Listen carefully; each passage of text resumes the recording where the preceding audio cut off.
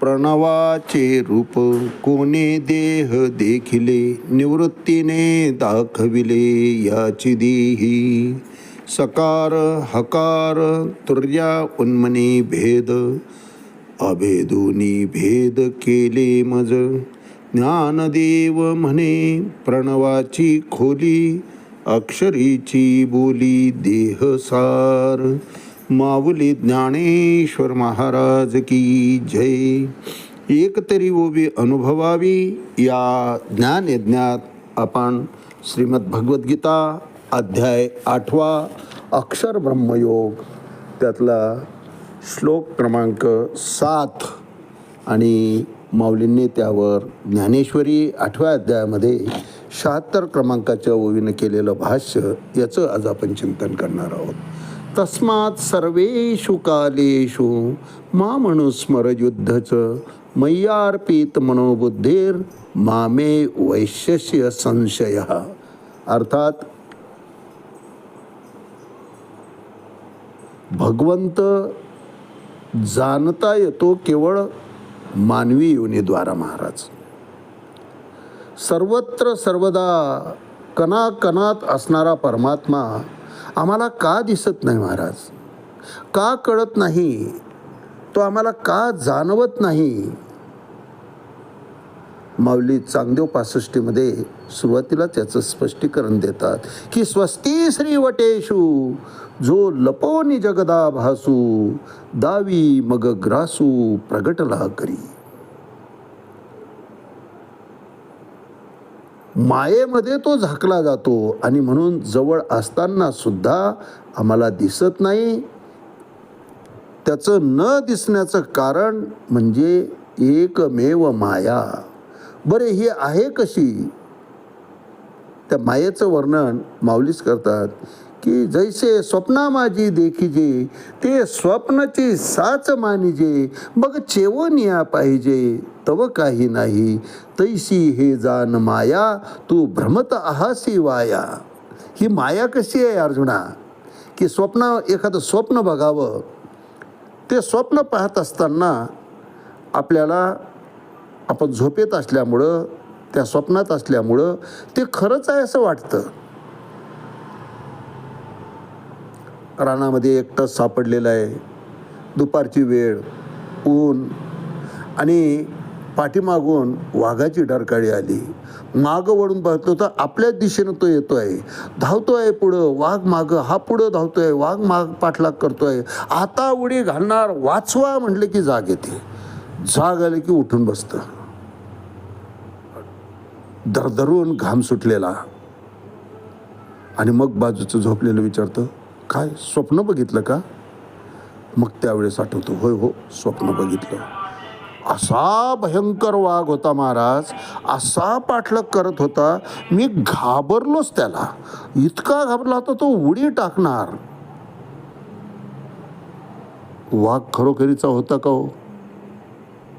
नाही, पण घाम सुटला, दरदरून घाम सुटला.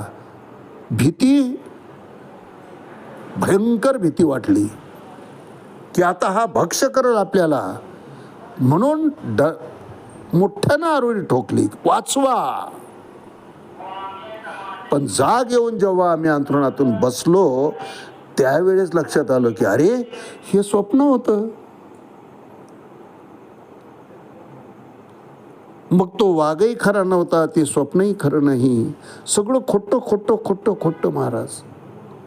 तसं या जगतामध्ये हे संपूर्ण नाशिवंत आहे. आमच्यासोबत यातलं काहीही जाणार नाही. उपजे ते नाशे नाशिले पुनरपी दिशे, हा प्रकृतीचा नियम आहे की या ठिकाणी ज्याला जन्म आहे त्याला मरण ठरलेलं आहे महाराज.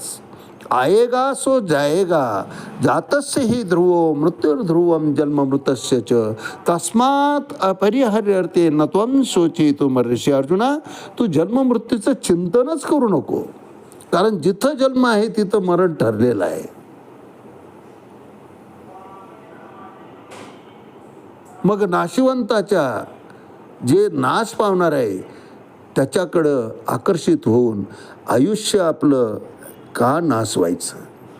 आयुष्याची बर्बादी का करायची? जे शाश्वत आहे, जे ईश्वर आहे, त्याचा ध्यास आम्हाला लागायला पाहिजे. पण घडतं वेगळं महाराज, आम्हाला नश्वराचाच ध्यास लागतो. एक ना एक दिवस शरीर जाणार आहे माहीत असताना सुद्धा त्याचा मेकअप करण्यामध्ये, त्याला सवारण्यामध्येच आम्ही संपूर्ण आयुष्य खर्ची घालतो. त्याचे चोचले पुरवण्यामध्येच आम्ही धन्यता मानतो महाराज. मग जाग आल्यावर जसं स्वप्न खोटं वाटतं, तसं हे आयुष्य स्वस्वरूपाची जेव्हा आम्हाला जाण येते, त्यावेळेस नाशिवंताच्या मागं आम्ही लागायला नको, हा सत्सद विवेक भाव आमचा जागृत होतो. आणि मग एकदा तो जागृत झाला की मग हंसासारखं, जसं हंस दूध प्राशन करतो आणि पाणी ठेवून देतो, तसं आसार आम्ही टाकून देतो. आणि सार जे आहे, जे ब्रह्मतत्व आहे, जो ईश्वर आहे, त्या ईश्वराच्या सान्निध्यात आम्ही जातो. त्या ईश्वराच्या संकेताप्रमाणे आम्ही वागायला लागतो. आणि मग तीच सवय आम्हाला लागते. त्याच्याशिवाय आम्हाला दुसरं काहीही गोड लागत नाही महाराज. आध्यात्मिक जाग आली की स्वप्नवत नगरी जी आहे ती नाहीशी होते. स्वप्नासारखं सगळं वाटणारं, त्याचा आम्हाला खेद वाटत नाही, त्याचं दुःख वाटत नाही. स्वप्नामध्ये जसं जाग आल्यानंतर वाघाची भीती संपली, तसं परमार्थातली जाग आली की मग आम्हाला प्रपंचाचा, या भवरोगाचा काहीही बाधा होत नाही. त्यापासून आम्ही अलिप्त राहतो. ब्रह्मण्याधाय कर्माने संगम त्यक्त्वा करोति लिप्यतेन सपापेन पद्मपत्रमिवांबसा. पाण्यावर तरंगणारं कमळाचं पान जसा थेंबही पाण्याचा चिटकून घेत नाही, 24 तास त्याच्या सान्निध्यात आहे, तसं प्रपंचामध्ये आम्ही 24 तास जरी असलो, विषयाच्या सान्निध्यात असलो, तरी विषयाची आसक्ती आम्हाला बाधा आणू शकत नाही महाराज. म्हणून सदैव सजग असावं, जागृत असावं. भगवंतच आपला विषय होऊन जावा.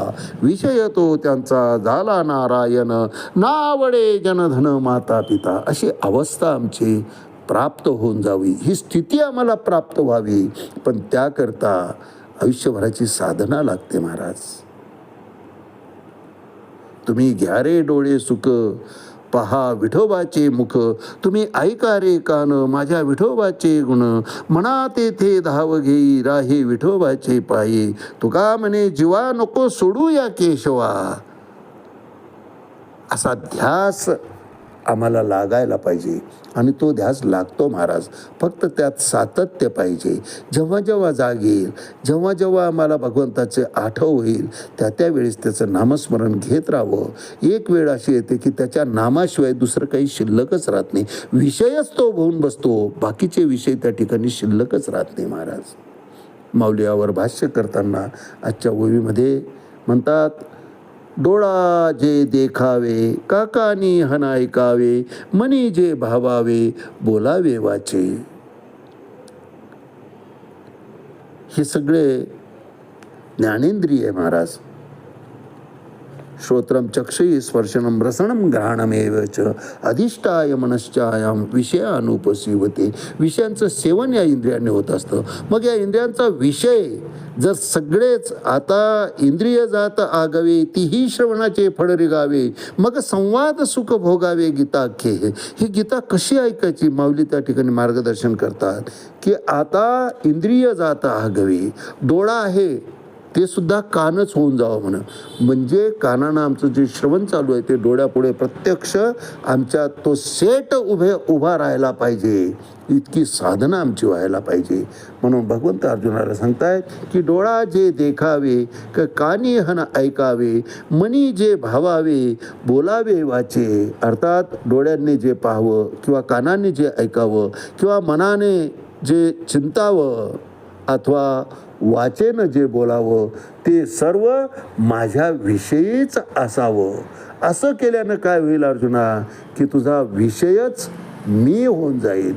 जीवाचा विषय जेव्हा भगवंत होऊन जातो त्यावेळेस मग तो इतर ठिकाणी कुठेही रममान होत नाही. भगवंत 10व्या अध्यायामध्ये सुद्धा पुढे आपण अभ्यासणार आहोत की मच्चित्ता मदगत प्राणा बोधयंतः परस्परम कथयंतश्च माम नित्यम तुष्यंती च रमंती च. जीवनामध्ये सुखच हवं असेल, सदैव समाधान पाहिजे असेल तर त्याकरता एक मंत्र भगवंत देतात की मच्चित्ता मदगत प्राणा बोधयंतः परस्परम.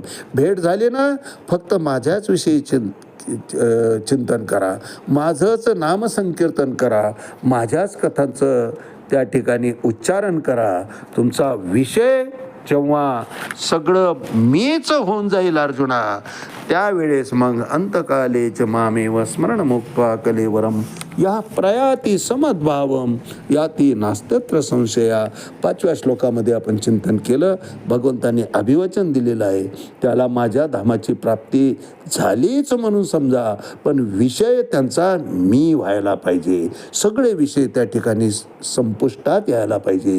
म्हणून भगवंत सांगतात, माऊली वर्णन करतात की डोळा जे देखावे, का कानी हन ऐकावे, मनी जे भावावे, बोलावे वाचे, ते सगळं अर्जुना माझ्या विषयीच असावं, त्याशिवाय दुसरा विषय त्यांचा राहू नये.